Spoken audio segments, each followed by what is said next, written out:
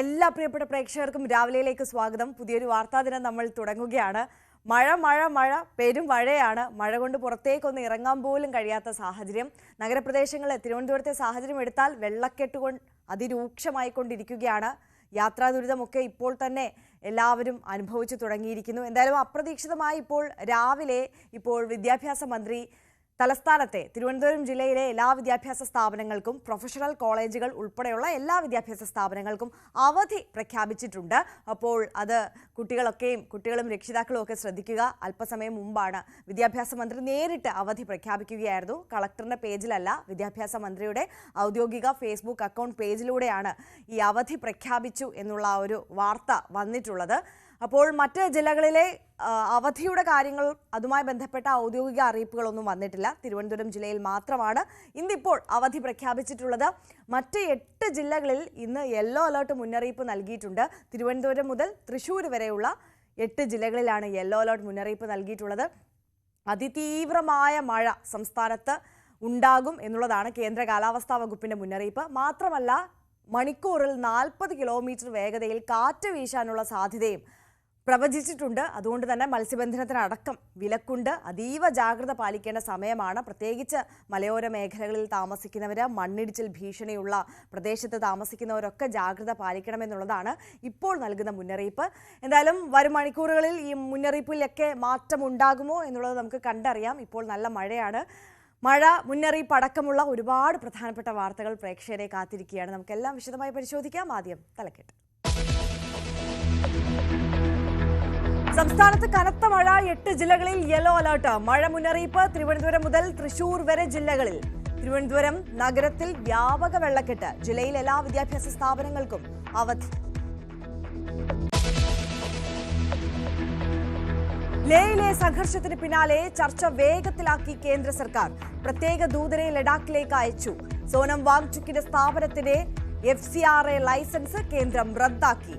പക പോക്കുകയാണെന്ന് വാങ്ചുക്ക്. 6 പതിറ്റാണ്ട് നീണ്ട സേവനത്തിനൊടുവിൽ MiG-21 യുദ്ധവിമാനങ്ങൾ സേവനം അവസാനിപ്പിക്കുന്നു. ഔദ്യോഗിക യാത്രയയപ്പ് ഇന്ന് ചണ്ഡീഗഡിൽ. അവസാന പറക്കലിന് നേതൃത്വം നൽകാൻ എയർ ചീഫ് മാർഷൽ. ഏഷ്യാകപ്പിൽ India Pakistan classic final. Super 4-ൽ ബംഗ്ലാദേശിനെ തോൽപ്പിച്ച് പാകിസ്ഥാന്റെ മുന്നേറ്റം. സൂപ്പർ 4-ലെ അവസാന മത്സരത്തിൽ ഇന്ത്യ ഇന്ന് ശ്രീലങ്കയ്ക്കെതിരെ.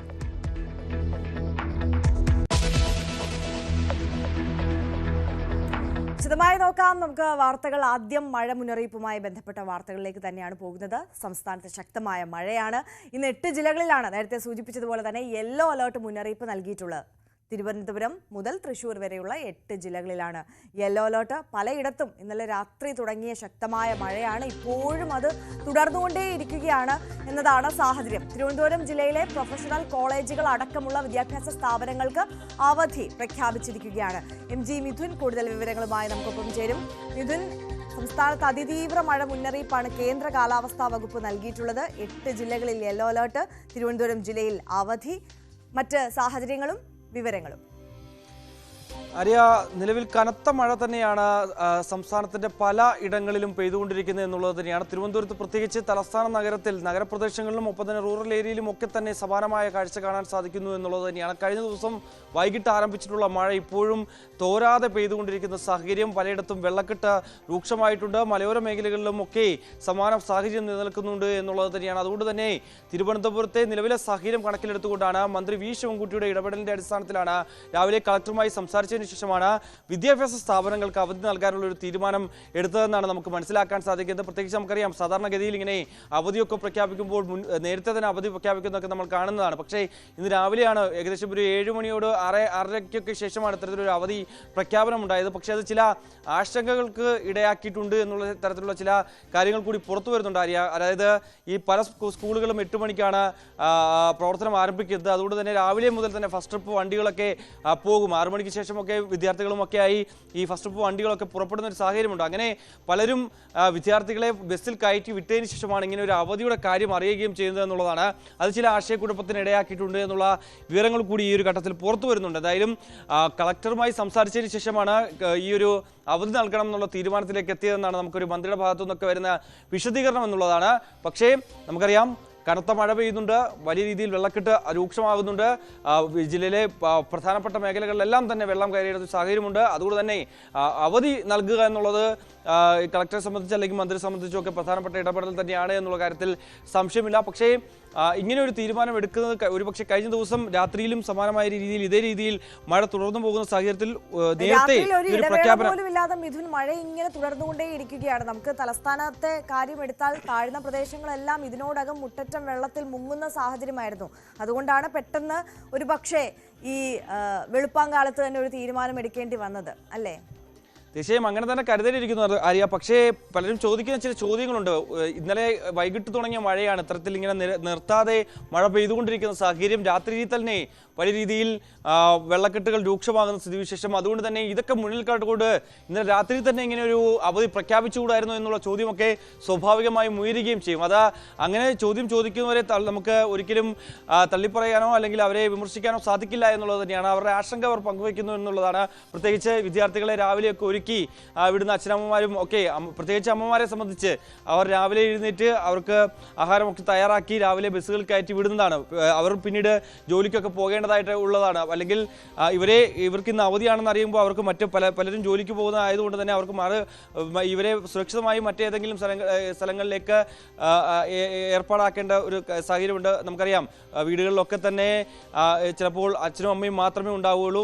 കുട്ടി സ്കൂളിൽ പോയതിനു ശേഷം വൈകിട്ട് അവർ ജോലി ചെയ്തിന് മടങ്ങി വന്നതിന് ശേഷം ആയിരിക്കും ഇവരെയൊക്കെ നോക്കുന്നത്. അങ്ങനെയായിരിക്കും പല വീടുകളിലൊക്കെ കണ്ടുവരികയും ചെയ്യുന്നത്. അങ്ങനെ ഒരു സാഹചര്യത്തിൽ ഇന്ന് പെട്ടെന്ന് ഇങ്ങനെ അവധിയൊക്കെ ഉണ്ടായതുകൊണ്ട് തന്നെ മറ്റു തയ്യാറെടുപ്പുകളൊന്നും നടത്താൻ പലർക്കും സാധിച്ചിട്ടുണ്ടാവില്ല എന്നുള്ളതിനാണ്. ഇവർ മറ്റൊരു സുരക്ഷിത സ്ഥലത്തേക്ക് മാറ്റി അവരെ സുരക്ഷിത കരങ്ങളിലേക്ക് ഏൽപ്പിച്ചതിന് ശേഷം അവർക്ക് ജോലിക്ക് പോകാനുള്ള ഒരു പ്രയാസമൊക്കെ ഉണ്ട് എന്നുള്ളതാണ് ഒരു വശത്തുള്ളത്. മറ്റൊന്ന്, പെട്ടെന്ന് ഇങ്ങനെ ബസ്സൊക്കെ വന്ന് ഇവരെ കയറ്റി വിട്ടതിന് ശേഷം ഈ അവധിയാണെന്ന് പറയുമ്പോൾ തിരികെ കൊണ്ടുവിടുന്ന ഒരു സാഹചര്യം, അതൊക്കെ വലിയ പ്രയാസം ഉണ്ടാക്കി എന്നുള്ളതാണ് ഇവരൊക്കെ പറയുകയും ചെയ്യുന്നത്. എന്തായാലും അതൊക്കെ ഒരു വശത്ത് നിലനിൽക്കുന്നുണ്ട്. എന്തായാലും അവധിയാണ് എന്നുള്ളതാണ്.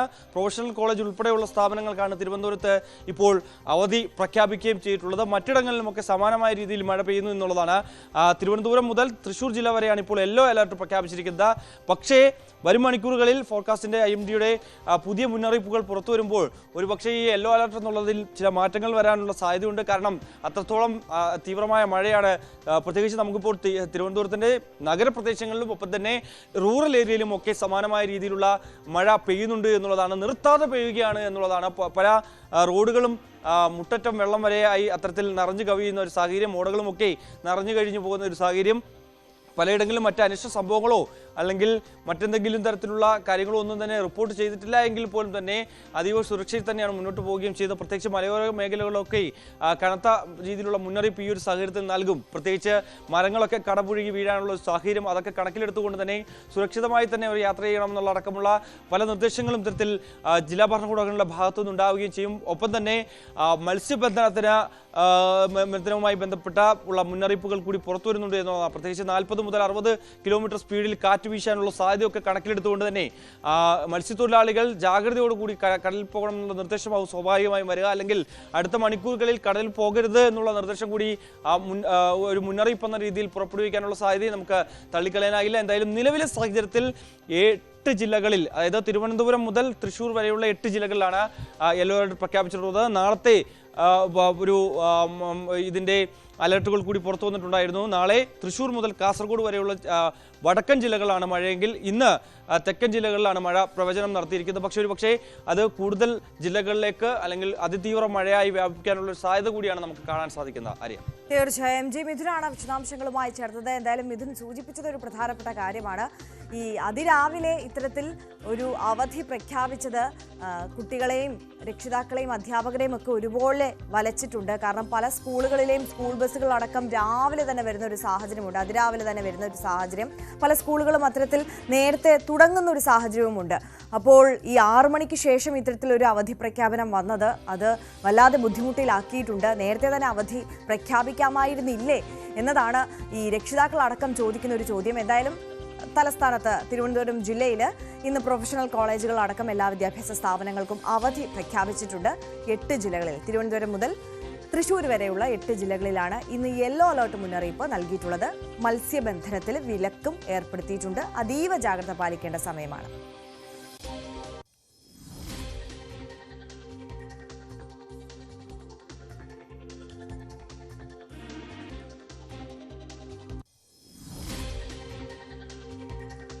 ഇനി നമ്മൾ മറ്റ് പ്രധാനപ്പെട്ട വാർത്തകൾ കൂടി പരിശോധിക്കാൻ പോവുകയാണ്. പാകിസ്ഥാൻ പ്രധാനമന്ത്രി ഷഹബാസ് ഷെരീഫും സൈനിക മേധാവി അസിം മുനീറുമായി വൈറ്റ് ഹൌസിൽ കൂടിക്കാഴ്ച നടത്തി US പ്രസിഡന്റ് ഡൊണാൾഡ് ട്രംപ്. ഇരുവരും മികച്ച നേതാക്കളാണെന്ന് കൂടിക്കാഴ്ചയ്ക്ക് മുന്നോടിയായി ട്രംപ് പറഞ്ഞിരുന്നു. USഉം പാകിസ്ഥാനും തമ്മിൽ ഒരു വ്യാപാര കരാർ ഒപ്പുവെച്ചതിന് ശേഷമാണ് നേതാക്കളുടെ കൂടിക്കാഴ്ച നടന്നത്. MG മിഥുൻ നമുക്കൊപ്പം തുടരുന്നുണ്ട് കൂടുതൽ വിശദാംശങ്ങളുമായി. മിഥുൻ, നമുക്കറിയാം ഈ ഷഹബാസ് ഷെരീഫുമായി കൂടിക്കാഴ്ച നടത്തുന്നതിന് മുമ്പ് തന്നെ സൈനിക മേധാവി അസിം മുനീറുമായി 2 തവണ വൈറ്റ് ഹൌസിൽ ഈയിടെ തന്നെ ഒരു കൂടിക്കാഴ്ച നടന്നിരുന്നു. അതടക്കമുള്ള ഈ ഇരു രാജ്യങ്ങളുടെയും നീക്കങ്ങളെ അതീവ ആകാംക്ഷയോടെയാണ് മറ്റ് ലോകരാജ്യങ്ങൾ വീക്ഷിക്കുന്നത്. ഗൗരവത്തോടെയാണ് ഇന്ത്യ കാണുന്നത്. ഈ ചർച്ചയിൽ പ്രധാനമായും ഏതൊക്കെ വിഷയങ്ങൾ ചർച്ചയായി വന്നു എന്നുള്ളതാണ് പ്രതീക്ഷിക്കുന്നത്. ഈ വ്യാപാര കരാറുമായി ബന്ധപ്പെട്ട വിശദാംശങ്ങൾ കൂടി.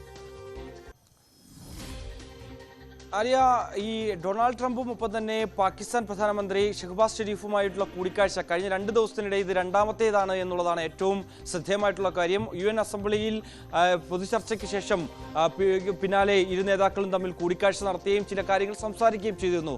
അതിനു പിന്നാലെയാണ് ഇപ്പോൾ പാകിസ്ഥാൻ പ്രധാനമന്ത്രിയും ഒപ്പം തന്നെ ചീഫ് മാർഷൽ അസിം മുനീറുമായി ഇപ്പോൾ ഡൊണാൾഡ് ട്രംപ് വീണ്ടും വൈറ്റ് ഹൗസിൽ കൂടിക്കാഴ്ച നടത്തിയിരിക്കുന്നത് എന്നുള്ളതാണ്. അടുത്തിടെ ഉണ്ടായിട്ടുള്ള പ്രതിരോധ കരാറുമായി ബന്ധപ്പെട്ടുള്ള വിഷയങ്ങൾ സ്വാഭാവികമായും ഈ ഒരു കൂടിക്കാഴ്ചയിൽ ചർച്ചയായി എന്നുള്ള കാര്യത്തിൽ സംശയമില്ല. ആ വിഷയത്തിൽ കൂടുതൽ ഈ ഇരു രാജ്യങ്ങളും തമ്മിലുള്ള ബന്ധം ഊട്ടിയുറപ്പിക്കുന്നതിന് വേണ്ടിയുള്ള ശ്രമങ്ങളുണ്ടാകും. മറ്റൊന്ന്, ഈ ഇത്തരത്തിൽ അഫ്ഗാനിസ്ഥാനിലെ ബഗ്രാം ഈ സൈനിക താവളം അത് തിരികെ വേണം എന്നുള്ളൊരു ആവശ്യം, അല്ലെങ്കിൽ അത് തങ്ങൾ തിരിച്ച് ആവശ്യപ്പെടുന്നു എന്നുള്ള അടക്കമുള്ള ഒരു ശക്തമായ മുന്നറിയിപ്പ്, അത് തിരിച്ചെടുക്കുമെന്നുള്ള ഒരു ശക്തമായ മുന്നറിയിപ്പ് അഫ്ഗാനിസ്ഥാന് മുന്നിലേക്ക് അല്ലെങ്കിൽ താലിബാന് മുന്നിലേക്ക് ഒരു മുന്നറിയിപ്പ് എന്ന രീതിയിൽ അമേരിക്കൻ പ്രസിഡന്റ് ഡൊണാൾഡ് ട്രംപിന്റെ ഭാഗത്തു നിന്നൊക്കെ ഒരു രീതിയിലുള്ളൊരു പ്രസ്താവനകൾ വരികയും ചെയ്യുന്നു. അതായത് നിങ്ങൾ തരാൻ തയ്യാറായില്ല എങ്കിൽ അത് തിരിച്ചെടുക്കാൻ തങ്ങൾക്കറിയാം, ബഗ്രാം സൈനിക താവളം തിരിച്ചേറ്റെടുക്കാൻ ഞങ്ങൾക്കറിയാം എന്നുള്ള രീതിയിലുള്ള ചില പരാമർശങ്ങൾ ഈ അമേരിക്കൻ പ്രസിഡന്റ് ഭാഗത്തു നിന്ന് ഉണ്ടാവുകയും ചെയ്തു. അതിന് പിന്നാലെ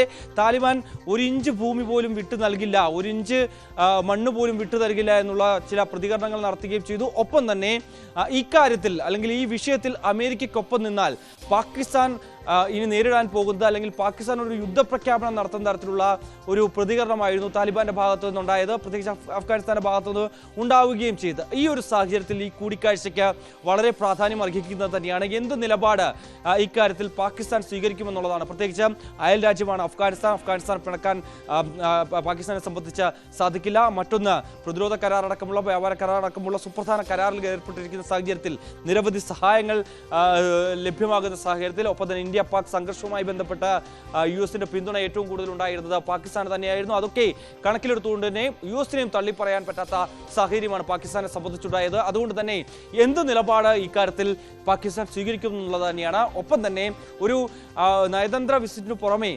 പാകിസ്ഥാന്റെ സൈനിക മേധാവി കൂടി ഈ ഒരു കൂടിക്കാഴ്ചയുടെ ഭാഗമാകുമ്പോൾ സ്വാഭാവികമായും ഈ വിഷയങ്ങളൊക്കെ ചർച്ചയായെന്ന് നമുക്ക് അനുമാനിക്കേണ്ടിയിരിക്കുന്നു. മറ്റൊന്ന്, ഈ അടുത്തിടെ ഉണ്ടായിട്ടുള്ള പ്രതിരോധ കരാറുമായി ബന്ധപ്പെട്ട അല്ലെങ്കിൽ അതിൽ കൂടുതൽ ആയുധങ്ങൾ കൈമാറ്റം ചെയ്യുന്നതുമായി ബന്ധപ്പെട്ടുള്ള ചില വിഷയങ്ങൾ ഉണ്ട്. അതുമായി ബന്ധപ്പെട്ട സുപ്രധാന കരാറുകളിലേക്ക് ഏർപ്പെടുന്ന തരത്തിലേക്ക് കാര്യങ്ങൾ പോകുമെന്നാണ് നമ്മൾ പ്രതീക്ഷിക്കുകയും ചെയ്യുന്നത്. അതുവേണ്ടിയുള്ള കൂടുതൽ ചർച്ചകൾ ഇനി ഉണ്ടാകുമെന്നുള്ള കാര്യങ്ങൾ കൂടി നേരത്തെ തന്നെ ട്രംപ് വ്യക്തമാക്കുകയും ചെയ്തു. ഇരു നേതാക്കളും നല്ല ബന്ധം പുലർത്തുന്നവരാണ്. അവരുമായി കൂടിക്കാഴ്ച നടത്താൻ താൻ നേരത്തെ ആഗ്രഹിച്ചു തന്നെയാണ്. മുൻകാലങ്ങളിൽ നടത്ത കൂടിക്കാഴ്ചയിൽ ചില ധാരണകളിലേക്ക് എത്തിയിരുന്നു. അതൊന്ന് ഊട്ടിയുറപ്പിക്കുന്നതിന് വേണ്ടിയാണ് അടുത്ത കൂടിക്കാഴ്ചകൾ സഹായകരമാകുമെന്നുള്ള തരത്തിലുള്ള ചില പ്രതികരണങ്ങളാണ് അമേരിക്കൻ പ്രസിഡന്റ് ഡൊണാൾഡ് ട്രംപിന്റെ ഭാഗത്ത് വരികയും ചെയ്തിരിക്കുന്നത്. എന്തായാലും നിലവിൽ ഔദ്യോഗികമായിട്ടുള്ള ഒരു പ്രതികരണം ഈ 2 നേതാക്കളുടെ ഭാഗത്തു നിന്ന് വന്നിട്ടില്ല എന്നുള്ളതാണ്. എന്തായാലും നിലവിൽ നമ്മൾ പ്രതീക്ഷിക്കുന്നതനുസരിച്ച് ഈ പ്രതിരോധ കരാറുമായി ബന്ധപ്പെട്ടും വ്യാപാര കരാറുമായി ബന്ധപ്പെട്ടും ഒപ്പം തന്നെ അഫ്ഗാനിസ്ഥാനിലെ ബഗ്രാം വ്യോമത്താവളവുമായി ബന്ധപ്പെട്ടുള്ള വിഷയങ്ങളൊക്കെ സ്വാഭാവികമായും ഈ ഒരു ചർച്ചയുടെ ഭാഗമായി വന്നിട്ടുണ്ടാകാമെന്ന് തന്നെയാണ് കരുതുന്നത്. തീർച്ചയായും MG മിഥുനാണ് വിശദാംശങ്ങളുമായി നമുക്കൊപ്പം ചേർന്നത്. ഇനി നമ്മൾ ദേശീയ വാർത്തകളിലേക്ക് എത്തിയാൽ ലേയിലെ സംഘർഷത്തിന് പിന്നാലെ ലഡാക്കികളുടെ ആവശ്യങ്ങളിൽ ചർച്ച വേഗത്തിലാക്കി കേന്ദ്ര സർക്കാർ.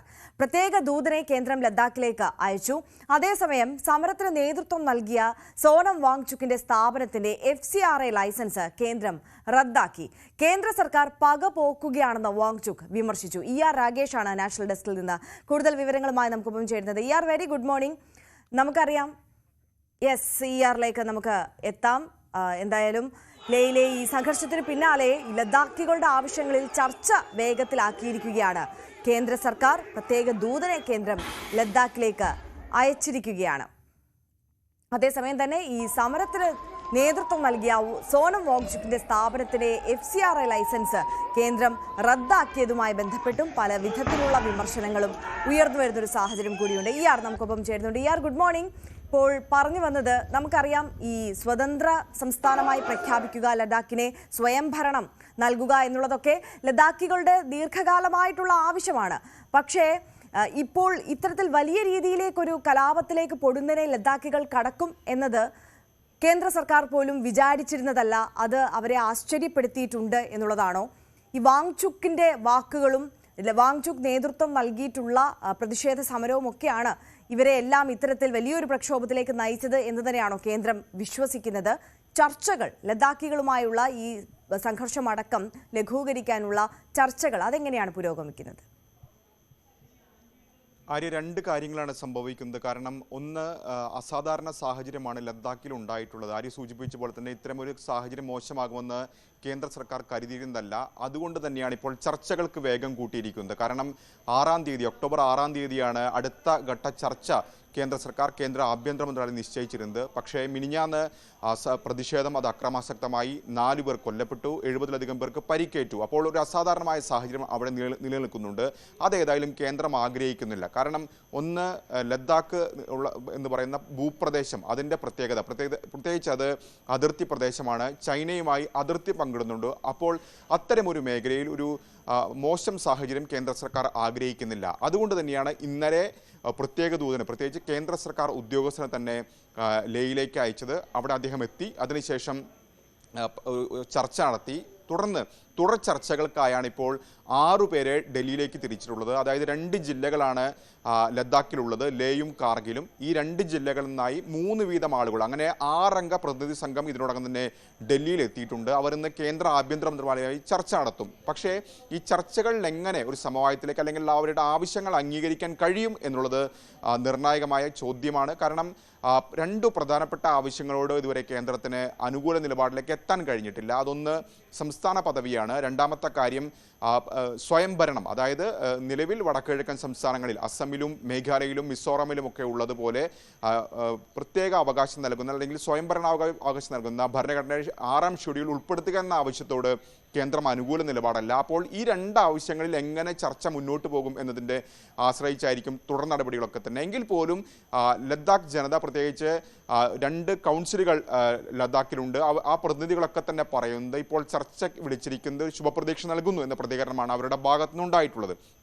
രണ്ടാമത്തെ കാര്യത്തിലേക്ക് വരികയാണെങ്കിൽ, പ്രതിഷേധങ്ങളിൽ കേന്ദ്ര സർക്കാർ കടുത്ത നടപടിയിലേക്ക് പോവുകയാണ്. പ്രത്യേകിച്ച് 50-ലധികം പേരുടെ അറസ്റ്റ് ഇതിനോടകം തന്നെ രേഖപ്പെടുത്തിയിട്ടുണ്ട്.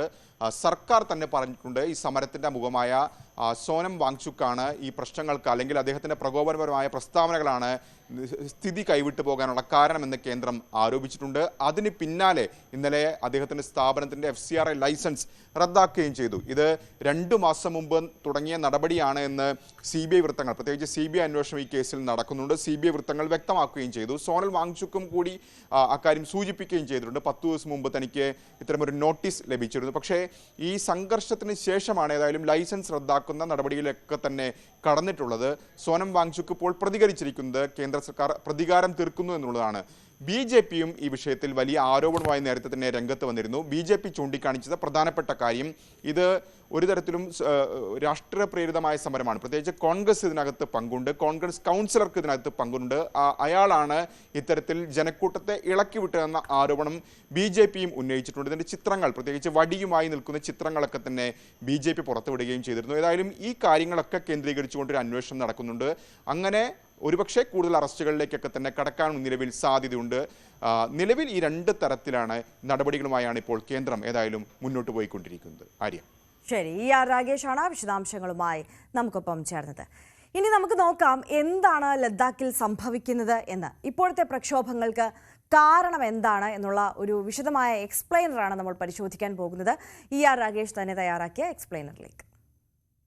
ലഡാക്ക് കത്തുകയാണ്. സംസ്ഥാന പദവിയും സ്വയംഭരണവും ആവശ്യപ്പെട്ടുള്ള നിരാഹാര സമരമാണ് പ്രതിഷേധത്തിനും തീവെപ്പിനും പോലീസ് വെടിവെപ്പിനും കലാശിച്ചത്. 4 പേർ കൊല്ലപ്പെട്ടു, 70-ലധികം പേർക്ക് പരിക്കേറ്റു. അക്രമത്തിന് വഴിവെച്ചത് നിരാഹാര സമരത്തിന് നേതൃത്വം നൽകിയ പരിസ്ഥിതി പ്രവർത്തകൻ സോനം വാങ്ചുക്കിന്റെ പ്രകോപനപരമായ പ്രസ്താവനകളെന്ന് പഴിച്ച് കേന്ദ്ര സർക്കാർ രംഗത്തെത്തിക്കഴിഞ്ഞു. എന്താണ് ലഡാക്കിൽ സംഭവിക്കുന്നത്?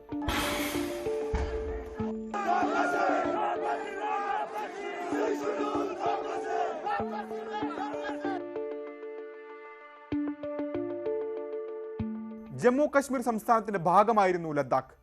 2019-ൽ ജമ്മു കശ്മീരിനെ 2ആയി വിഭജിച്ചു. 2 കേന്ദ്രഭരണ പ്രദേശങ്ങൾ അങ്ങനെ നിലവിൽ വന്നു, ജമ്മു കശ്മീരും ലഡാക്കും. പ്രത്യേക അധികാരം എടുത്തു കളഞ്ഞതിനെതിരെ ജമ്മു കശ്മീരിൽ വലിയ പ്രതിഷേധങ്ങൾ അരങ്ങേറി. നേതാക്കൾ വീട്ടുതടങ്കലിലായി. പക്ഷെ ലഡാക്കിൽ, പ്രത്യേകിച്ച് ലേയിൽ, അതായിരുന്നില്ല സാഹചര്യം. സംഘർഷമോ പ്രതിഷേധമോ ഉണ്ടായില്ല. ജമ്മു കശ്മീരിൽ നിന്ന് വേർപിരിയുക എന്നത് ലഡാക്ക് ജനതയുടെ ദീർഘകാലമായ ആവശ്യമായിരുന്നു. സംസ്ഥാന പദവിയിലേക്കുള്ള ആദ്യ ചുവടുവെപ്പായി അവരതിനെ കണ്ടു.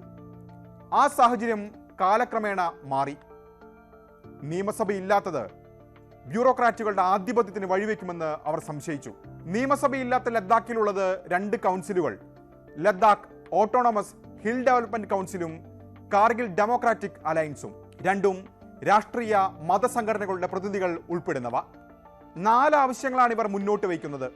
1 സംസ്ഥാന പദവി, 2 സ്വയംഭരണം, അതായത് അസം, മേഘാലയ, മിസോറാം തുടങ്ങിയ സംസ്ഥാനങ്ങളിലെ ഗോത്രമേഖലകൾക്ക് സ്വയംഭരണ അധികാരം നൽകുന്ന ഭരണഘടനയുടെ 6ാം ഷെഡ്യൂളിൽ ലഡാക്കിനെയും ഉൾപ്പെടുത്തുക.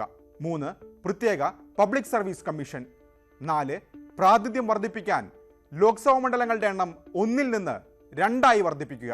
2023 മുതൽ ലഡാക്ക് ഓട്ടോണമസ് ഹിൽ ഡെവലപ്മെന്റ് കൗൺസിലും കാർഗിൽ ഡെമോക്രാറ്റിക് അലയൻസും കേന്ദ്ര ആഭ്യന്തര മന്ത്രാലയവുമായി ചർച്ചയിലാണ്. പക്ഷെ കാര്യമായ പുരോഗതി ഉണ്ടായിട്ടില്ല. പബ്ലിക് സർവീസ് കമ്മീഷൻ, ലോക്സഭാ മണ്ഡലങ്ങളുടെ എണ്ണം 2ആക്കുക എന്നീ ആവശ്യങ്ങളോട് തത്വത്തിൽ കേന്ദ്രത്തിന് യോജിപ്പാണ്. പക്ഷേ പൂർണ്ണ സംസ്ഥാന പദവി, സ്വയംഭരണം എന്നീ ആവശ്യങ്ങളോട് അനുകൂല നിലപാട് ഉണ്ടായിട്ടില്ല. ഈ മാസം 10 മുതലാണ് പരിസ്ഥിതി പ്രവർത്തകൻ സോനം വാങ്ചുക് വീണ്ടും നിരാഹാര സമരം തുടങ്ങിയത്. സമരം 15-ാം നാൾ എത്തുമ്പോഴാണ് അത് അക്രമത്തിലേക്ക് തിരിഞ്ഞത്. വാങ്ചുക്കിനൊപ്പം നിരാഹാരമനുഷ്ഠിച്ചിരുന്ന 2 പേർ, 72-കാരനായ സെറിങ് അങ്ചുക്കിനെയും 60-കാരിയായ തോഷി ഡാൽമിയെയും ഗുരുതരാവസ്ഥയിൽ ആശുപത്രിയിലേക്ക് മാറ്റി. അവർക്ക് ഐക്യദാർഢ്യവുമായി യുവാക്കൾ തെരുവിലിറങ്ങി. ആവശ്യങ്ങൾ അംഗീകരിക്കാത്തതിനാൽ ഇത്രയും നാൾ ഉള്ളിലൊതുക്കിയ അമർഷം അക്രമത്തിലേക്ക് അങ്ങനെ വഴിമാറി.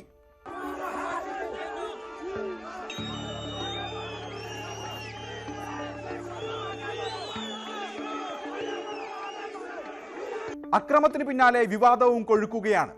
പ്രകോപനപരമായ പ്രസ്താവനകൾ നടത്തി വാങ്ചുക്കാണ് ജനങ്ങളെ തെറ്റിദ്ധരിപ്പിച്ചെന്ന വിമർശനമാണ് കേന്ദ്ര സർക്കാർ ഉന്നയിക്കുന്നത്.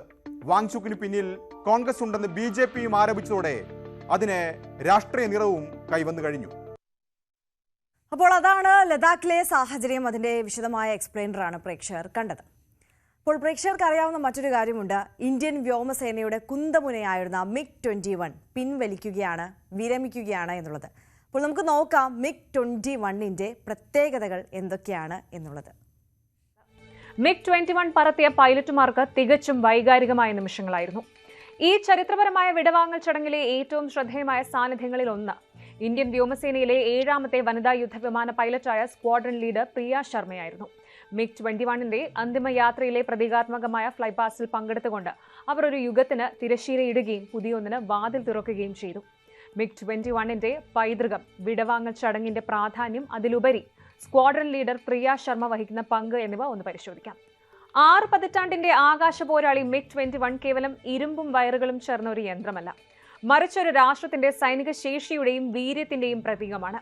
റഷ്യൻ നിർമ്മിതമായ ഫിഷ്ബെഡ് എന്ന നേറ്റോ കോഡ്നാമമുള്ള ഈ വിമാനം അതിന്റെ വേഗത, അനായാസമായ കൈകാര്യം ചെയ്യൽ, താരതമ്യേന കുറഞ്ഞ പ്രവർത്തന ചെലവ് എന്നിവ കാരണം വാർ ഹോഴ്സ് എന്നറിയപ്പെട്ടു. പോരാട്ട ചരിത്രം അതിലും കേമം. 1965 യുദ്ധം. പാകിസ്ഥാനെതിരായ പോരാട്ടത്തിൽ MiG-21 തന്റേതായ പങ്കുവഹിച്ചു. 1971 ബംഗ്ലാദേശ് വിമോചന യുദ്ധത്തിൽ വ്യോമാതിർത്തിയിലെ മേധാവിത്വം ഉറപ്പാക്കുന്നതിൽ MiG-21 നിർണായകമായിരുന്നു. പാക് വ്യോമസേനയുടെ F-104 സ്റ്റാർ ഫൈറ്ററുകളെ വെല്ലുവിളിക്കുകയും വീഴ്ത്തുകയും ചെയ്തതിലൂടെ MiG-21ന്റെ പോരാട്ട വീര്യം ലോകം കണ്ടു. 1999 കാർഗിൽ യുദ്ധത്തിൽ പർവ്വത പ്രദേശങ്ങളിലെ വെല്ലുവിളികൾക്കിടയിലും ശത്രുതാപരമായ പോസ്റ്റുകൾക്കെതിരെ കൃത്യതയോടെ ആക്രമണം നടത്താൻ ഈ വിമാനം ഉപയോഗിക്കപ്പെട്ടു. 2019 ബാലക്കോട്ട് ഓപ്പറേഷനിൽ വ്യോമാക്രമണത്തിന് ശേഷം പാകിസ്ഥാന്റെ F-16 വിമാനത്തെ വെടിവെച്ചിട്ടതിലൂടെ MiG-21 വീണ്ടും വാർത്തകളിൽ നിറഞ്ഞു. ഈ വിമാനം അതിന്റെ ദീർഘകാല പ്രവർത്തനത്തിനിടയിൽ പലതവണ നവീകരിക്കപ്പെട്ടു. MiG-21 ബൈസൺ എന്നറിയപ്പെടുന്ന അവസാനത്തെ പതിപ്പാണ് ഏറെക്കാലം സേവനമനുഷ്ഠിച്ചത്. പറക്കുന്ന ശവപ്പെട്ടി എന്ന ചീത്തപ്പേര് ഈ വിമാനത്തിന് ലഭിച്ചുവെങ്കിലും ഈ വിമാനത്തിന്റെ പഴക്കവും ഇന്ത്യയുടെ പൈലറ്റുമാരുടെ കഴിവും ദീർഘകാലം തുടർന്ന നവീകരണ പദ്ധതികളുടെ ഫലവുമായിരുന്നു അതിന്റെ തുടർച്ചയായ സേവനം. വിരമിക്കൽ ചടങ്ങ് മുഖ്യാതിഥി രാജ്നാഥ് സിംഗിന്റെ വരവോടെ ആരംഭിക്കും. തുടർന്ന് 8000 അടി ഉയരത്തിൽ നിന്ന് ചാടുന്ന വ്യോമസേനയുടെ എലീറ്റ് സ്കൈ ഡൈവിംഗ് ടീമായ ആകാശ് ഗംഗയുടെ മനോഹരമായ പ്രകടനമുണ്ടാകും. ഇതിനുശേഷം MiG-21 വിമാനത്തിന്റെ ഗംഭീരമായ പറക്കൽ പ്രകടനം, എയർ വാരിയർ ഡ്രിൽ ടീമിന്റെ കൃത്യത, ആകാശ് സല്യൂട്ട് എന്നിവ നടക്കും. 3 വിമാനങ്ങളുള്ള ബാദൽ ഫോർമേഷനിലും 4 വിമാനങ്ങളുള്ള പാന്തർ ഫോർമേഷനിലും ഫൈറ്റർ പൈലറ്റുമാർ പറക്കും. അവസാനമായി ഒരിക്കൽ കൂടി ആകാശത്ത് ഇടിമുഴക്കം പോലെ പറക്കും. സൂര്യകിരൺ എയറോബാറ്റിക്സ് ടീമിന്റെ മനം മയക്കുന്ന അഭ്യാസങ്ങളും പ്രദർശിപ്പിക്കും. ജെറ്റ് അവസാനമായി ലാൻഡ് ചെയ്യുമ്പോൾ നാവികസേനയിൽ കപ്പലുകൾക്ക് നൽകുന്നത് പോലെ വ്യോമസേനയിലും ഒരു സുപ്രധാന ബഹുമതിയായ ജലപീരങ്കി സല്യൂട്ട് നൽകും. ഈ ചരിത്രപരമായ വിടവാങ്ങൽ ഓർമ്മപ്പെടുത്താനായി MiG-21ന്റെ പൈതൃകം ഒരു ദേശീയ സ്വത്തായി അടയാളപ്പെടുത്തുന്ന ഒരു പ്രത്യേക പോസ്റ്റൽ സ്റ്റാമ്പ് പുറത്തിറക്കും. ആചാരപരമായ ഫ്ലൈപാസിൽ പങ്കെടുക്കുന്ന മുൻനിര പൈലറ്റുമാരിൽ ഒരാളാണ് സ്ക്വാഡ്രൺ ലീഡർ പ്രിയ ശർമ്മ. മുഴുവൻ ഡ്രസ് റിഹേഴ്സലിലും പ്രിയ പറഞ്ഞിരുന്നു. MiG-21ന്റെ വിടവാങ്ങൽ ചടങ്ങിൽ സ്ക്വാഡ്രൺ ലീഡർ പ്രിയ ശർമ്മ എന്ന വനിതാ യുദ്ധവിമാന പൈലറ്റ് വഹിക്കുന്ന പങ്ക് കേവലം ഒരു പൈലറ്റിന്റേതല്ല, ഇന്ത്യൻ വ്യോമസേനയുടെ ഭാവിയിലേക്കുള്ള പ്രത്യാശയുടെ പ്രതീകമായിരിക്കും. രാജസ്ഥാനിലെ ചുൻചുനു ജില്ലയിൽ നിന്നുള്ള പ്രിയ ശർമ്മ ഇന്ത്യൻ വ്യോമസേനയിലെ 7ാമത്തെ വനിതാ യുദ്ധവിമാന പൈലറ്റാണ്. ചെറുപ്പത്തിൽ തന്നെ എയർഫോഴ്സ് ജീവിതം കണ്ടാണ് പ്രിയ വളർന്നത്. ബിദാറിൽ പോസ്റ്റിംഗ് ലഭിച്ച അച്ഛന്റെ കൂടെ കഴിഞ്ഞപ്പോൾ ജാഗ്വാർ ഹോക്ക് വിമാനങ്ങൾ ആകാശത്തിലൂടെ പറക്കുന്നത് കണ്ടാണ് ഈ എഞ്ചിനീയറിംഗ് ബിരുദധാരി വ്യോമസേനയിലേക്ക് ആകർഷിക്കപ്പെട്ടത്. 2018 ദുണ്ടിഗലിലെ എയർഫോഴ്സ് അക്കാദമിയിൽ നിന്ന് ഫ്ലൈയിംഗ് ഓഫീസറായി കമ്മീഷൻ ചെയ്യപ്പെട്ട പ്രിയ വളരെ വേഗം തന്നെ മികച്ച പൈലറ്റുമാരുടെ നിരയിലേക്ക് ഉയർന്നു. MiG-21ന്റെ അന്തിമ ഫ്ലൈപാസിൽ പ്രിയ ശർമ്മയുടെ സാന്നിധ്യം ഒരു സ്റ്റേറ്റ്മെന്റ് ആയിരിക്കുമെന്ന് തീർച്ചയാണ്. ഒരു കാലത്ത് യുദ്ധഭൂമിയിലെ പുരുഷ മേധാവിത്വത്തിന്റെ പ്രതീകമായിരുന്ന ഒരു വിമാനത്തിന് വിട നൽകുന്നതിൽ ഒരു വനിതാ പൈലറ്റ് പങ്കെടുക്കുമ്പോൾ അത് IAFന്റെ പരിവർത്തനത്തെയാണ് സൂചിപ്പിക്കുന്നത്. പഴയ യുദ്ധവീരന്മാരിൽ നിന്ന് പുരുഷന്മാരും സ്ത്രീകളും ഉൾപ്പെട്ട പുതിയ തലമുറയിലെ പോരാളികൾ അടുത്ത തലമുറ വിമാനങ്ങളുടെ നിയന്ത്രണം ഏറ്റെടുക്കുന്നു എന്നതിന്റെ നേർക്കാഴ്ച. ഇന്ത്യൻ വ്യോമസേനയിൽ സ്ത്രീകൾക്ക് യുദ്ധവിമാന പൈലറ്റാകാൻ അനുമതി നൽകിയതിനു ശേഷമുള്ള ഒരു ദശാബ്ദത്തിനുള്ളിൽ തന്നെ പ്രിയ ശർമ്മയെ പോലുള്ളവർ ചരിത്രം സൃഷ്ടിക്കുകയാണ്. MiG-21 ഒരു ഓർമ്മയായി മാറുമ്പോൾ അതിന്റെ പൈതൃകം സ്ക്വാഡ്രൺ ലീഡർ പ്രിയ ശർമ്മയെ പോലുള്ള പുതിയ തലമുറയിലെ പോരാളികളിലൂടെ മുന്നോട്ട് പറക്കും. ഇന്ത്യൻ ആകാശം എപ്പോഴും സുരക്ഷിതമായിരിക്കും. അതിർത്തികൾ പുതിയ താരങ്ങളുടെ ചിറകിൻ കീഴിൽ കാക്കപ്പെടും. അവരുടെ പറക്കൽ ഇന്ത്യയിലെ ഓരോ പെൺകുട്ടിക്കും ആകാശം ഇനി അവർക്ക് അന്യമല്ല എന്ന സന്ദേശം നൽകുമെന്നുറപ്പാണ്. കൃഷ്ണേന്ദു നായർ തയ്യാറാക്കിയ റിപ്പോർട്ടാണ് പ്രേക്ഷകർ കണ്ടത്. എന്തായാലും അങ്ങനെ കഴിഞ്ഞ 6 പതിറ്റാണ്ട് കാലമായി നമ്മുടെ ഇന്ത്യൻ വ്യോമാതിർത്തിക്ക് കാവലായി നിന്ന ഐതിഹാസികമായ MiG-21 പോർവിമാനങ്ങൾ വിരമിക്കുകയാണ്. ഔദ്യോഗികമായ യാത്രയയപ്പ് ഇന്ന് ചണ്ഡീഗഡിൽ നൽകും. എന്തു പറ്റി നമ്മുടെ നാടിന് എന്ന് ചോദിച്ചു പോകുന്ന കാര്യങ്ങളാണ് ഇപ്പോൾ സംഭവിക്കുന്നത്. എന്തൊക്കെയാണ് നമ്മുടെ യുവതലമുറ തെരുവുകളിൽ കാട്ടിക്കൂട്ടുന്നത്? കൊല്ലാൻ പോലും മടികാട്ടാത്ത ഇവർ സ്വബോധത്താൽ ഇങ്ങനെയൊന്നും ചെയ്യില്ല. നാടിന്റെ അഭിമാനമായി വളരേണ്ട യുവത്വത്തെ ഇങ്ങനെ പോകാൻ അനുവദിച്ചുകൂടാ. നമ്മൾ ഓരോരുത്തരും മാതാപിതാക്കൾ കൂടിയാണ്. നേർവഴിക്ക് നടത്താൻ, തെറ്റുകൾ പറഞ്ഞു മനസ്സിലാക്കാൻ നമുക്ക് കഴിയണം. ഇപ്പോഴത്തെ അക്രമ സംഭവങ്ങളിൽ ആരംഭിക്കുന്നു. ഇക്കഴിഞ്ഞ ജൂൺ മാസത്തിൽ ഞങ്ങൾ ആരംഭിച്ച മഹാദൌത്യം, കോളേജുകളിലേക്ക് ഇറങ്ങിച്ചെന്ന് നടത്തിയ ലഹരി വിരുദ്ധ ക്യാമ്പയിൻ AD 2025. ആദ്യമെത്തിയ എറണാകുളം രാജഗിരി കോളേജ് ഞങ്ങൾക്ക് നൽകിയ ഊർജം. കോഴിക്കോട് ദേവഗിരി കോളേജിലേക്ക് എത്തിയപ്പോൾ അത് ഇരട്ടിയായി. മൂന്നാമതെത്തിയ കോട്ടയം KE കോളേജിലെ കുട്ടികളുടെ ആവേശം ഞങ്ങളെ അത്ഭുതപ്പെടുത്തി. ഒടുവിൽ അനന്തപുരിയിൽ തല ഉയർത്തി നിൽക്കുന്ന മാർ ഇവാനിയസ് കോളേജിലേക്ക് ഞങ്ങൾ എത്തുമ്പോൾ ഈ വലിയ ദൗത്യം നിങ്ങളെ ഏൽപ്പിക്കും. ഞങ്ങളുടെ ഓരോ പ്രതീക്ഷയും നിങ്ങൾ യുവതലമുറയിലാണ്. AD 2025 anti drug initiative grand finale. ജീവിതമാണ് ലഹരി. AD 2025 powered by ICL FinCorp. ICL FinCorp, the intelligent choice. And Reliance Industries Limited.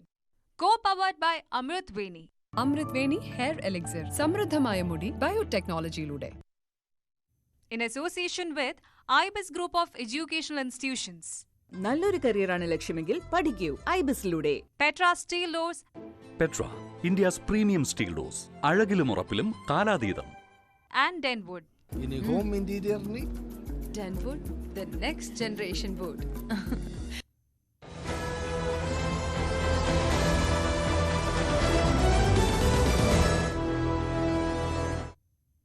വീണ്ടും വാർത്തകളിലേക്ക്. CPM നേതാവ് KJ ഷൈനെതിരായ സൈബർ അധിക്ഷേപ കേസിൽ അറസ്റ്റിലായ യൂട്യൂബർ KM ഷാജഹാനെ ഇന്ന് കോടതിയിൽ ഹാജരാക്കും.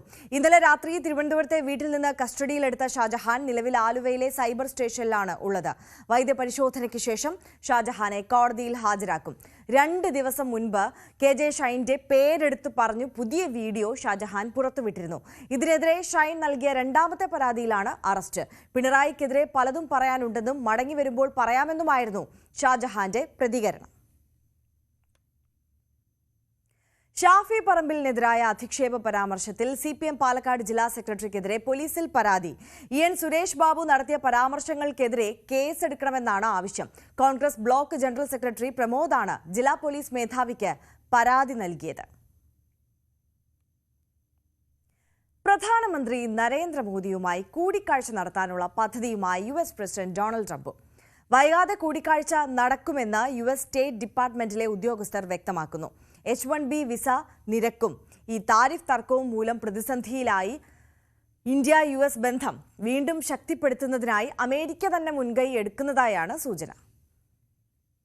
US പ്രസിഡന്റ് ഡൊണാൾഡ് ട്രംപ് സ്ഥിരതയുള്ള ആളല്ല.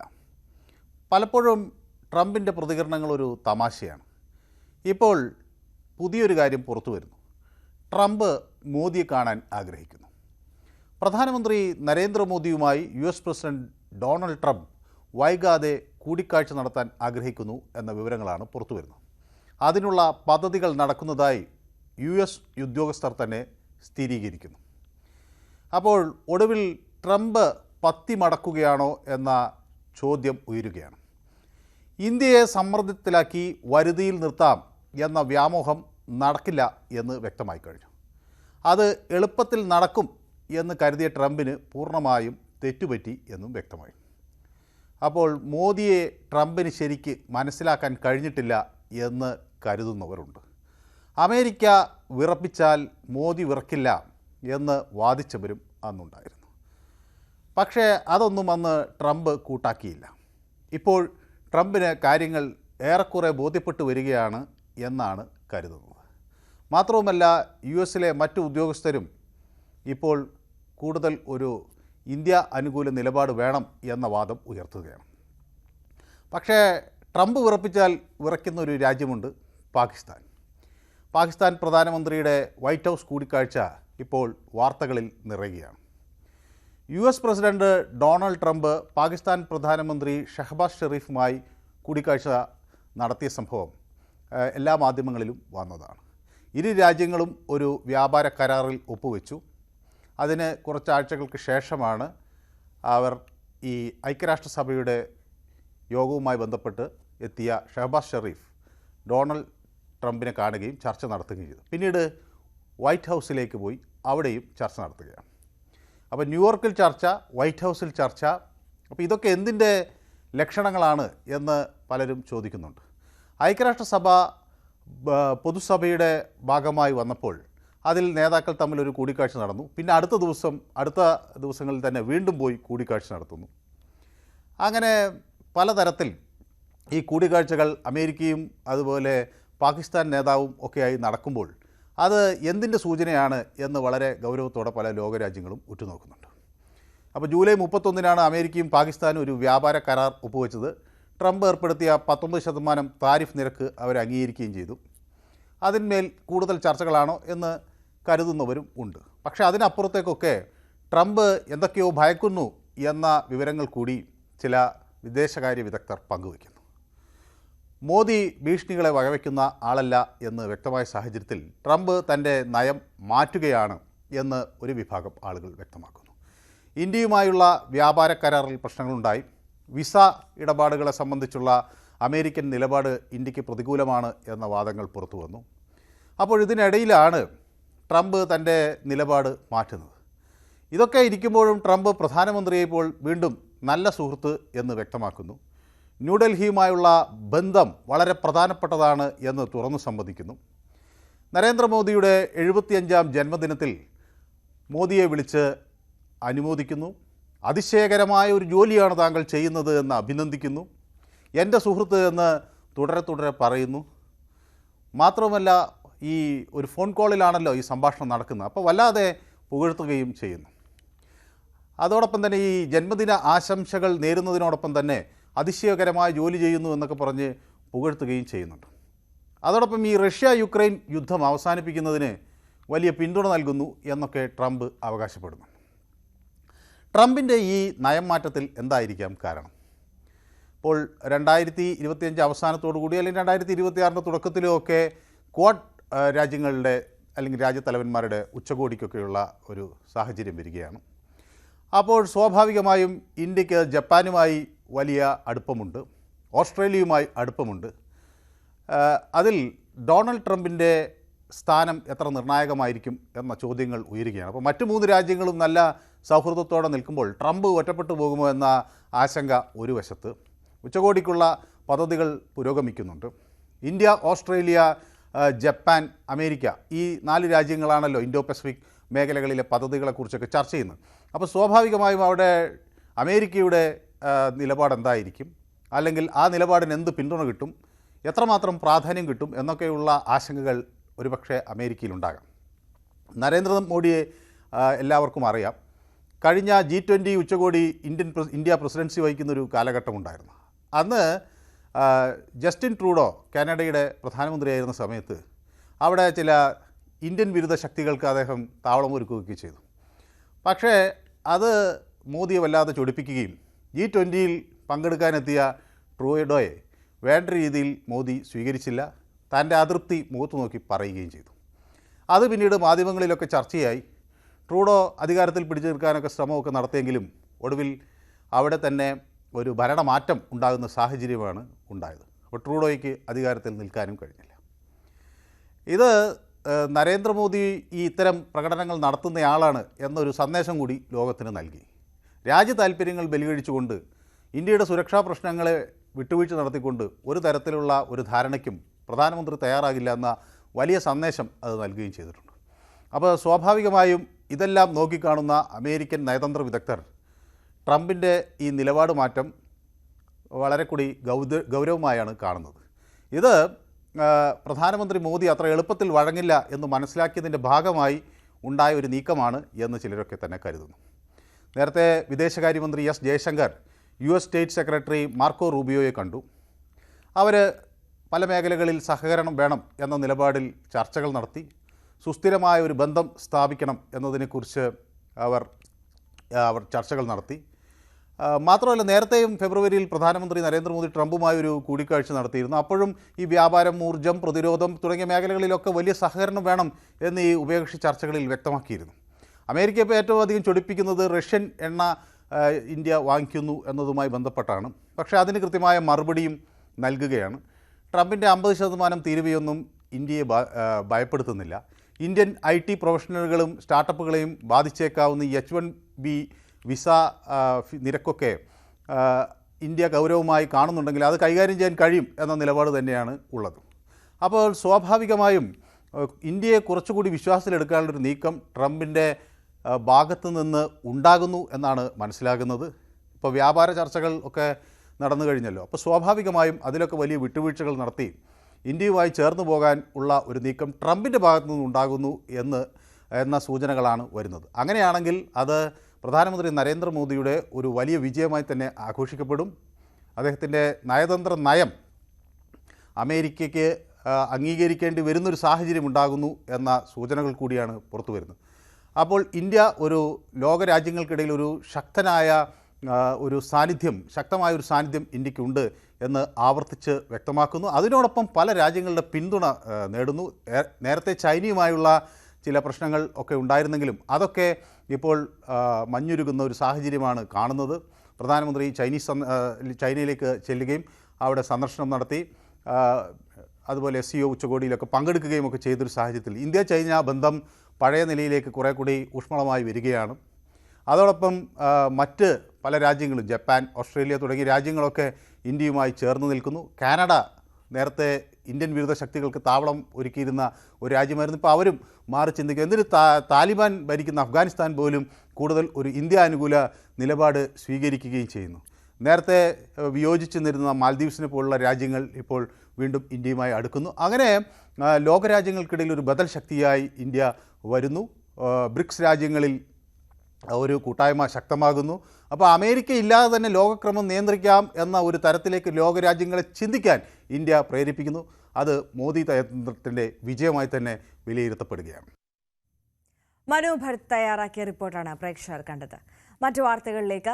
ബിന്ദു പത്മനാഭൻ കൊലക്കേസിലെ പ്രതിയായ സീരിയൽ കില്ലർ സെബാസ്റ്റ്യന്റെ ചോദ്യം ചെയ്യൽ തുടരുന്നു. ഐഷ തിരോധാന കേസിലും സെബാസ്റ്റ്യനിൽ നിന്ന് വിവരങ്ങൾ ലഭ്യമായതായാണ് സൂചന. ഐഷ കേസിലും സെബാസ്റ്റ്യനെ പ്രതി ചേർക്കും. കാണാതായ ദിവസം ഐഷ പോയത് സെബാസ്റ്റ്യന്റെ പള്ളിപ്പുറത്തെ വീട്ടിലേക്കാണെന്ന് ചേർത്തല പോലീസ് പറയുന്നു. ഐഷയും സെബാസ്റ്റ്യനും തമ്മിൽ സാമ്പത്തിക ഇടപാടുകളും ഉണ്ടായിരുന്നു. കേസിൽ കൊലപാതകത്തിനുള്ള വകുപ്പുകൾ കൂടി ചേർക്കും. ഐഷ കേസിലും സെബാസ്റ്റ്യനെ കസ്റ്റഡിയിൽ വാങ്ങാനാണ് അന്വേഷണ സംഘത്തിന്റെ തീരുമാനം. സെബാസ്റ്റ്യന്റെ മുൻ പെൺ സുഹൃത്തും ഐഷയുടെ കൂട്ടുകാരിയുമായ റോസമ്മയിൽ നിന്ന് ഇനിയും വിവരങ്ങൾ തേടും. അതേസമയം സെബാസ്റ്റ്യനുമായി ബിന്ദു പത്മനാഭൻ കേസിൽ കേരളത്തിന് പുറത്ത് തെളിവെടുപ്പ് നടത്താനുള്ള തയ്യാറെടുപ്പിലാണ് അന്വേഷണ സംഘം. നാവിൽ രുചിയേറും വിഭവങ്ങളുമായി മുതുതലയിൽ പോഷന്മാ ഭക്ഷ്യമേള നടന്നു. ICDSന്റെ നേതൃത്വത്തിൽ നടന്ന പരിപാടിയിൽ അംഗൻവാടി ജീവനക്കാരും രക്ഷിതാക്കളും തയ്യാറാക്കിയ വിഭവങ്ങളാണ് ഇടം പിടിച്ചത്. മുതുതല ഗ്രാമപഞ്ചായത്തിന്റെയും ICDS ഓഫീസിന്റെയും നേതൃത്വത്തിൽ പോഷന്മാ എന്ന പേരിലായിരുന്നു ഭക്ഷ്യമേള. മേള രുചിവൈവിധ്യങ്ങൾ കൊണ്ട് ശ്രദ്ധേയമായി. മുതുതല ഗ്രാമപഞ്ചായത്ത് ഹാളിൽ നടന്ന പരിപാടിയിൽ അംഗൻവാടി ജീവനക്കാരും രക്ഷിതാക്കളും തയ്യാറാക്കിയ വ്യത്യസ്ത ഭക്ഷണ പദാർത്ഥങ്ങളുടെ പ്രദർശനവും നടന്നു. കേക്ക് മുറിച്ചുകൊണ്ട് ഗ്രാമപഞ്ചായത്ത് പ്രസിഡന്റ് A. ആനന്ദവല്ലി ഉദ്ഘാടനം ചെയ്തു. ഒക്ടോബർ 16 വരെ നീണ്ടു നിൽക്കുന്ന ഒരു മാസത്തെ ഒരു വാരാചാരമായിട്ടാണ് നമ്മൾ കണക്കാക്കുന്നത്. നമ്മുടെ പഞ്ചായത്തിൽ നമ്മൾ ഇതിന്റെ മുന്നിൽ ഇതിന്റെ തുടക്കം എന്നുള്ള രീതിയിൽ ഒരു പ്രദർശനമൊക്കെ സംഘടിപ്പിച്ചിട്ടുണ്ടായിരുന്നു. എന്തായാലും ഇത് അംഗനവാടി പ്രവർത്തകർ ഇതുവരെ സന്തോഷത്തോടെ തന്നെ സർക്കാരിന്റെ ആ പ്രവർത്തനം ഏറ്റെടുത്തിട്ടുണ്ട് എന്നുള്ളതാണ് ഓരോ സ്ഥലത്ത് ചെല്ലുമ്പോഴും അറിയാൻ കഴിയുന്നത്. അമൃതം പൊടി, രാഗി തുടങ്ങിയ ഉൽപ്പന്നങ്ങൾ ഉപയോഗിച്ചുള്ള വ്യത്യസ്ത വിഭവങ്ങളാണ് ഒരുക്കിയത്. പ്രഭാത ഭക്ഷണ വിഭവങ്ങൾ, മധുര പലഹാരങ്ങൾ, പാനീയങ്ങൾ, കുട്ടികൾക്കുള്ള പോഷകാഹാര വിഭവങ്ങൾ തുടങ്ങിയവയാണ് പാകം ചെയ്ത് പ്രദർശനത്തിനെത്തിച്ചത്. ന്യൂസ് 18 പാലക്കാട്. നല്ല ചന്തമേറിയ ചെണ്ടുമല്ലിപ്പൂ വസന്തം നിറച്ച് കണ്ണിനെയും മനസ്സിനെയും ഒക്കെ മനോഹര കാഴ്ച സമ്മാനിക്കുകയാണ് പാലക്കാട് തൃത്താല കണ്ണന്നൂരിലെ ഒരു ഗ്രാമീണ പാത. പ്രദേശവാസികളുടെ നേതൃത്വത്തിലാണ് കണ്ണന്നൂർ ഗ്രാമത്തിന് വർണ്ണക്കാഴ്ചയേകി റോഡിന് ഇരുവശവും പൂവസന്തം ഒരുക്കിയിരിക്കുന്നത്.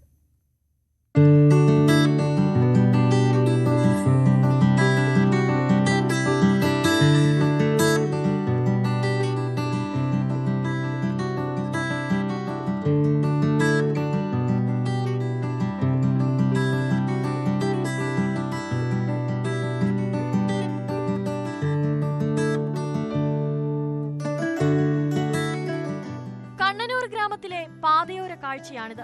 റോഡിന് ഇരുവശവും ചെണ്ടുമല്ലിപ്പൂ വസന്തം.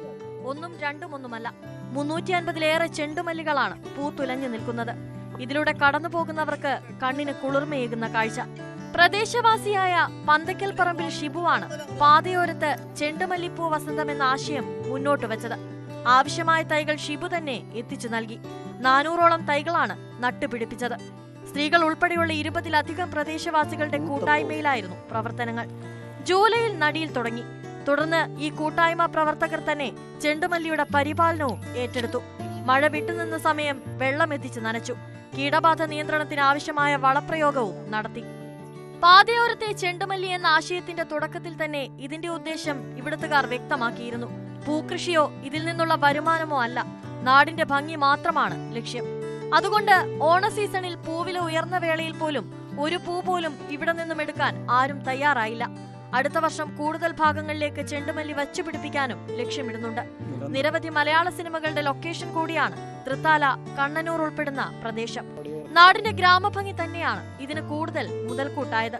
ഇത്തരം ഗ്രാമഭംഗികൾക്ക് മാറ്റേകുക കൂടിയാണ് ഇത്തരം പ്രവർത്തനങ്ങൾ. ന്യൂസ് 18 പാലക്കാട്. എത്രയോ മാതൃകാപരമായിട്ടുള്ള ഒരു കാര്യമാണല്ലേ കണ്ണന്നൂരിലെ പ്രദേശവാസികൾ ചെയ്തിരിക്കുന്നത്. ഇനി മറ്റൊരു റിപ്പോർട്ടിലേക്ക് പോകാം. കോഴിക്കോട് കാരശ്ശേരിയിലെ കക്കാടം തോടിൽ മാലിന്യം നിറഞ്ഞു. തോട്ടിൽ പ്ലാസ്റ്റിക് മാലിന്യങ്ങളും മണ്ണും കല്ലും ചെളിയും അടിഞ്ഞുകൂടിയതോടെ ഒഴുക്ക് നിലച്ച സ്ഥിതിയിലാണ്. ഇത് കൃഷിയെ സാരമായി ബാധിച്ചു. കോഴിക്കോട് ജില്ലയിൽ ഏറ്റവുമധികം നെൽകൃഷി ചെയ്യുന്നതും കാരശ്ശേരി, കൊടിയത്തൂർ പഞ്ചായത്തുകളിലുമായി പരന്നുകിടക്കുന്ന കുറ്റിപ്പൊയിൽ പാടശേഖരം. 100 ഏക്കറോളം വരുന്ന പാടശേഖരത്തിലേക്ക് ജലമെത്തേണ്ടത് കക്കാടം തോട്ടിലൂടെ. പ്ലാസ്റ്റിക് അടക്കമുള്ള മാലിന്യങ്ങൾ അടിഞ്ഞുകൂടിയതോടെ തോട്ടിലെ ഒഴുക്ക് നിലച്ചു. ദുരിതത്തിലായത് കർഷകർ. ഇവിടുത്തെ പ്രധാന വിഷയം എന്ന് പറഞ്ഞാൽ ഈ തോടും പാടും ഒരേ ലെവലായി പോയി. പാടത്ത് നിന്ന് വെള്ളം പുറത്തേക്ക് ഒലിച്ചു പോകുന്നത്. അതുകൊണ്ട് സമയത്തിന് കൃഷി ഇറക്കാൻ കഴിയില്ല. സമയത്തിന് കൃഷി ഇറക്കാൻ കഴിഞ്ഞിട്ടില്ലെങ്കിൽ വൈകിയാൽ സമയത്തിന് കൃഷി കൊയ്തെടുക്കാൻ കഴിയില്ല. അപ്പോഴത്തും കാലവർഷം വരും. അതുകൊണ്ട് തന്നെ ഈ വർഷം വരെ കൃഷി ചെയ്യാൻ കഴിയാത്തൊരു സാഹചര്യമാണ്. പിന്നെ മാലിന്യങ്ങൾ കുന്നുകൂടി ഒലിച്ചു വന്നിട്ട് ഈ റോഡ് മൊത്തത്തിൽ അടഞ്ഞു കിടക്കുകയാണ്.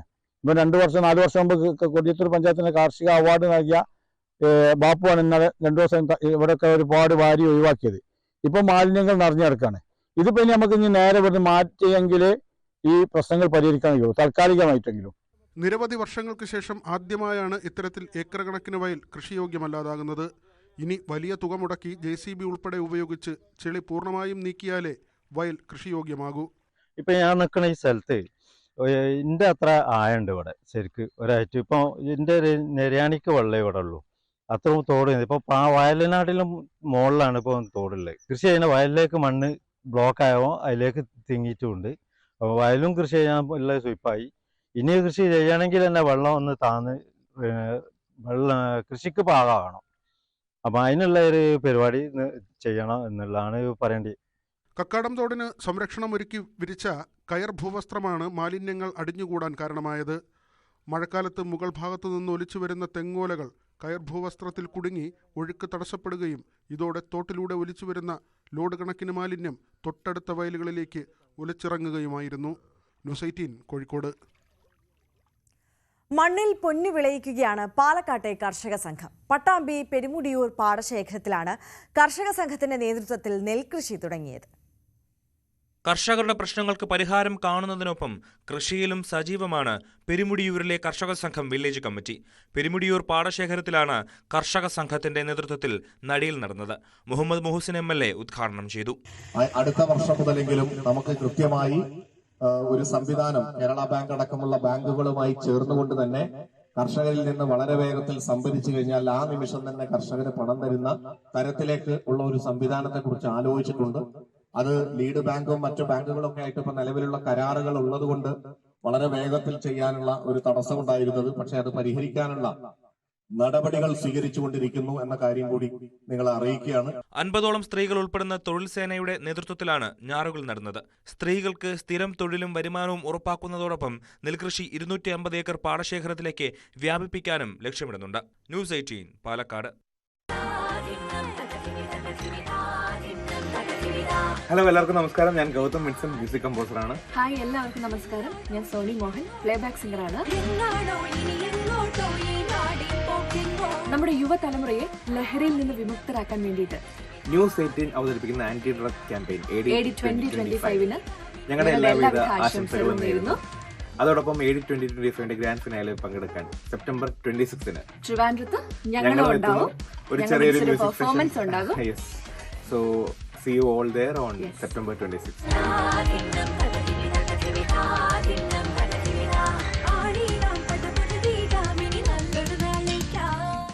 AD 2025, powered by ICL FinCorp.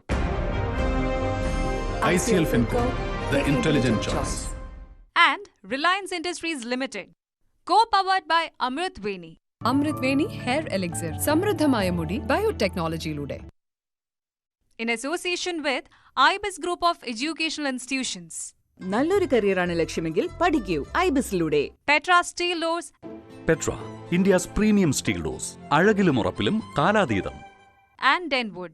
ഇനി ഹോം ഇന്റീരിയറിന് Denwood, the next generation wood. ഇപ്പോൾ സൂചിപ്പിച്ചതുപോലെ തന്നെ ന്യൂസ് 18 കേരളത്തെ സംബന്ധിച്ചും ഇന്നൊരു സ്പെഷ്യൽ ഡേ ആണ്. ഞങ്ങൾ കഴിഞ്ഞ കുറച്ച് മാസങ്ങളായി നടത്തിവരുന്ന ലഹരി വിരുദ്ധ സന്ദേശം ഒരു ക്യാമ്പയിനായി നടത്തി വരുന്നുണ്ട്, AD 2025 എന്ന പേരിൽ. അപ്പോൾ ആ ക്യാമ്പയിൻ്റെ ഏറ്റവും അവസാനത്തെ ചാപ്റ്ററാണ് ഇന്ന് സമാപനമായി വലിയൊരു ഗ്രാൻഡ് ഫിനാലെ തന്നെ ഒരുക്കിയിട്ടുണ്ട്. തിരുവനന്തപുരം മാർ ഇവാനോസ് നഗറിലെ ഗിരിദീപം കൺവെൻഷണൽ സെൻറ്ററിലാണ് ഈ പരിപാടി നടക്കുന്നത്. രാവിലെ 11 മണിക്ക് AD 2025 ഗ്രാൻഡ് ഫിനാലെ വിദ്യാഭ്യാസ മന്ത്രി വി ശിവൻകുട്ടി ഉദ്ഘാടനം ചെയ്യും. സംസ്ഥാന പോലീസ് മേധാവി Rawada Chandrasekhar, mayor Arya Rajendran, VK Prashanth MLA, മുൻ DGP ഋഷിരാജ് സിംഗ് എന്നിവർ പങ്കെടുക്കുന്നുണ്ട്. ജൂൺ 10 എറണാകുളം കാക്കനാട് രാജഗിരി കോളേജിലായിരുന്നു AD 2025 ആന്റി ഡ്രഗ് ഇനിഷ്യേറ്റീവിന്റെ ഫസ്റ്റ് ചാപ്റ്റർ നടന്നത്. തുടക്കം കുറിച്ചത് അവിടെ നിന്നാണ്. കോഴിക്കോട് ദേവഗിരി കോളേജിലാണ് പിന്നീട് രണ്ടാമത്തെ ക്യാമ്പയിൻ നടന്നത്. പിന്നീട് കോട്ടയം മാന്നാനം KE കോളേജിലും പരിപാടി സംഘടിപ്പിച്ച ശേഷമാണ് ഇപ്പോൾ മാർ ഇവാനുവസ് കോളേജിൽ ഈ ക്യാമ്പയിൻ സമാപിക്കുന്നത്.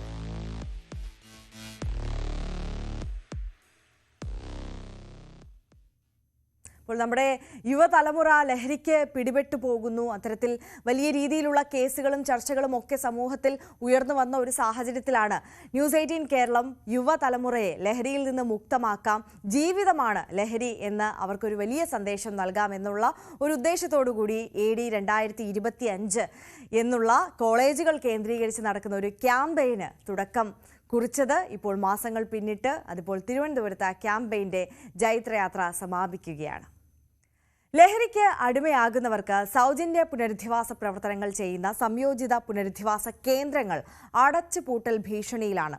കഴിഞ്ഞ 1.5 വർഷത്തിലധികമായി IRCAകൾക്കുള്ള ധനസഹായ വിതരണം മുടങ്ങിക്കിടക്കുകയാണ്. ലക്ഷങ്ങളുടെ സാമ്പത്തിക ബാധ്യതയിലാണ് ഓരോ കേന്ദ്രങ്ങളും പ്രവർത്തിക്കുന്നത്.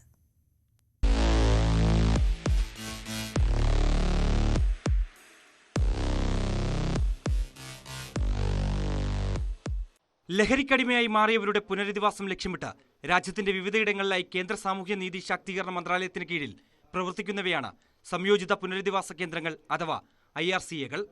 വിവിധ സന്നദ്ധ സംഘടനകളുടെ കീഴിലാണ് ഇവയുടെ പ്രവർത്തനം. പുനരധിവാസ പ്രവർത്തനങ്ങൾ, ചികിത്സ, ജീവനക്കാരുടെ ശമ്പളം എന്നിവയ്ക്കായി 3 ലക്ഷം മുതൽ 5 ലക്ഷം രൂപ വരെയാണ് ഓരോ കേന്ദ്രങ്ങളുടെയും ചിലവ്. കേന്ദ്ര പദ്ധതിയുടെ കീഴിലായതിനാൽ CCTV അടക്കമുള്ള സുരക്ഷാ സംവിധാനങ്ങളും നിർബന്ധമാണ്. എന്നാൽ കഴിഞ്ഞ 1 വർഷമായി 1 രൂപ പോലും കേന്ദ്രത്തിൽ നിന്ന് IRCAകൾക്ക് ലഭിച്ചിട്ടില്ല. കോഴിക്കോട് കേന്ദ്രത്തിന് മാത്രം 53 ലക്ഷം രൂപയാണ് ലഭിക്കാനുള്ളത്. പല കുടുംബങ്ങളിലും ഈ ഒരു പ്രതിസന്ധി രൂക്ഷമായിട്ടുണ്ട്. അത് കുടുംബ ജീവിതത്തെ ബാധിച്ചിട്ടുണ്ട്, അവരുടെ സമൂഹ ജീവിതത്തേക്ക് ബാധിച്ചിട്ടുണ്ട്. ഈ സാമ്പത്തിക ക്ലേശം ഒരു കാരണമാണ്. കൂടാതെ ഇപ്പോഴത്തെ ഈ മാധ്യമങ്ങളുടെ മീഡിയയുടെ അതിപ്രസരം കൊണ്ട്, പ്രത്യേകിച്ച് നമ്മൾ ഈ സീരിയലിൻ്റെയൊക്കെ അതിപ്രസരം കൊണ്ട് ഒരുപാട് ഡൈവേഴ്സ് കേസുകൾ റിപ്പോർട്ട് ചെയ്യുന്നുണ്ട്. ഒരുപാട് കുടുംബജീവിതം, പണ്ടത്തെ ആ കൂട്ടുകുടുംബത്തിൻ്റെയും ആ കുടുംബജീവിതത്തിൻ്റെ സുസ്ഥിരതയുടെയൊക്കെ അടിത്തറയൊക്കെ വല്ലാണ്ട് ഇളകിയിട്ടുണ്ട്. അപ്പോൾ ഒരുപക്ഷെ അത് ഈ മീഡിയയിൽ കൂടി കടന്നു വരുന്നതിനുള്ള ഈ വിധത്തിലുള്ള സീരിയലുകളൊക്കെ തന്നെയാണ് അതിനുള്ള ഒരു കാരണം. അതുകൊണ്ട് ഡൈവേഴ്സ് കേസുകൾ ഒരുപാട് വരുന്നതുകൊണ്ട് തന്നെ ഡിപ്രഷനിലേക്ക് പോകുന്ന ആണുങ്ങളുടെ നമ്പർ കൂടുന്നുണ്ട്. അവര് ഇവിടെ വരുന്ന കുറേ പേരില്ലെങ്കിലും ഞാൻ അവരിൽ നിന്നും പ്രൈവറ്റായിട്ടൊക്കെ ഒരു കൗൺസിലിംഗ് നടത്തുമ്പോൾ മനസ്സിലായിട്ടുണ്ട്. 2 മുതൽ 5 വർഷം വരെ കുടിശ്ശികയുള്ള കേന്ദ്രങ്ങളും സംസ്ഥാനത്തുണ്ട്. പുറത്തുനിന്നും സഹായം സ്വീകരിക്കരുത് എന്ന മാനദണ്ഡമുള്ളതിനാൽ അടച്ചുപൂട്ടിയ കേന്ദ്രങ്ങളുമുണ്ട്. സ്വകാര്യ ലഹരി പുനരധിവാസ കേന്ദ്രങ്ങളിൽ വിമുക്തി ചികിത്സയ്ക്ക് വൻതുക ഈടാക്കുമ്പോൾ IRCAകളിൽ താമസവും ഭക്ഷണവും അടക്കം സൗജന്യമാണ്. 80% വിമുക്തി നിരക്കും ഇത്തരം സ്ഥാപനങ്ങൾക്കുണ്ട്. പുതുതലമുറയെ ലഹരിയിൽ നിന്നും മോചിതരാക്കുന്നത് ലക്ഷ്യമിട്ട് കേന്ദ്ര സർക്കാരിന്റെ നശാമുക്ത് ഭാരത് അഭിയാൻ പദ്ധതി കോടികൾ ചിലവഴിച്ച് നടന്നുവരുമ്പോഴാണ് വിമുക്തി കേന്ദ്രങ്ങൾ അടച്ചുപൂട്ടലിന്റെ വക്കിലെത്തി നിൽക്കുന്നത്. ന്യൂസ് 18 കോഴിക്കോട്. കോഴിക്കോട് ജില്ലയിൽ മാത്രം ഈ വർഷം ലഹരി കേസുകളിൽ പിടിയിലായവരുടെ എണ്ണം ഞെട്ടിക്കുന്നതാണ്. 9 മാസത്തിനുള്ളിൽ ജില്ലയിൽ രജിസ്റ്റർ ചെയ്തത് 2000-ലധികം കേസുകളാണ്. ഈ കേസുകളിൽ പിടിയിലായവരിൽ 75% 30 വയസ്സിന് താഴെയുള്ളവരാണ് എന്നതാണ് ആശങ്ക വർദ്ധിപ്പിക്കുന്നത്.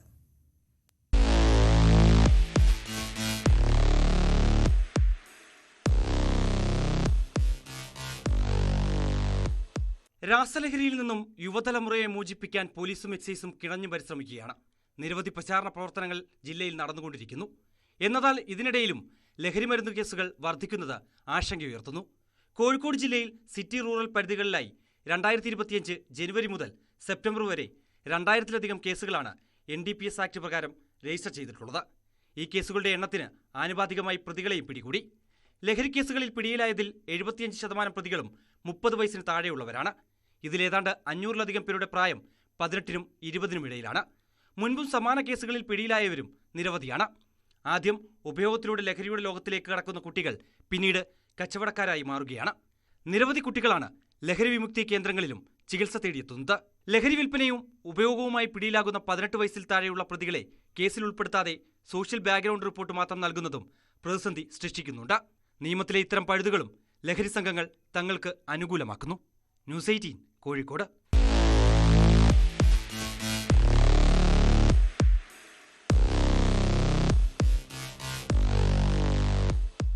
ഇനി രാവിലെയിൽ നമ്മൾ കടക്കുന്നത് സ്പെഷ്യൽ ഡേ സെഗ്മെന്റിലേക്കാണ്.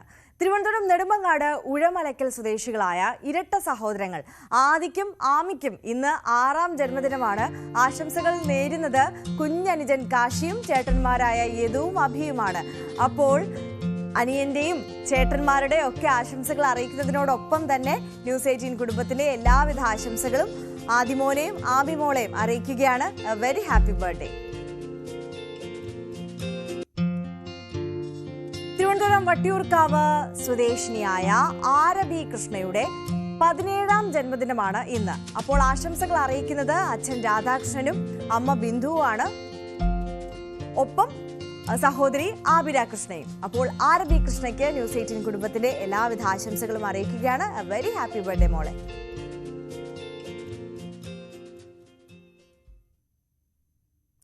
അപ്പോൾ നമ്മൾ രാവിലെയുടെ സമയം ഇവിടെ അവസാനിക്കുകയാണ്. എല്ലാ പ്രിയപ്പെട്ട പ്രേക്ഷകർക്കും ഒരിക്കൽ കൂടി ഒരു നല്ല ദിവസം ആശംസിക്കുന്നു. ഇനി ഇടവേളയ്ക്ക് ശേഷം പോലീസ് പെട്രോൾ കാണാം.